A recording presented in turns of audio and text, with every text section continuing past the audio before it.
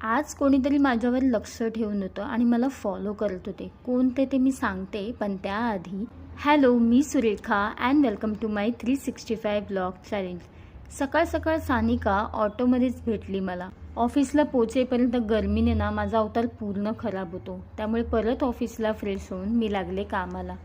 मॅकडॉनल्ड्सच्या ब्रेकफास्टची आज खूप आठवण येत होती. खूप खायची इच्छा झाली होती, म्हणून मी लगेच ऑर्डर केला. माझं मन असं फुल गार्डन गार्डन झालं होतं ना. माझ्या घरी कधी तुम्ही मॉर्निंगला यायचा प्लॅन केला ना, तर हा बर्गर आठवणीने घेऊन या. ऑफिस सुटल्यावर घरी जाताना परत सानिका मला भेटली, एखाद्या जासूस सारखी. काय मला येत नाही ना, फॉलो करते तू? हां, सकाळी जाताना पण भेटली, आता पण भेटली. माहिती ना, अचानक मला फॉलो करते. सांग, कुणी सांगितलं? चर्चगेटवरून कोल्हापूरला जाताना बसचा एवढा शॉर्टेज आहे ना, माझं तर डोकंच अटकलं आणि मी सरळ निघाले माझ्या घरी जायला.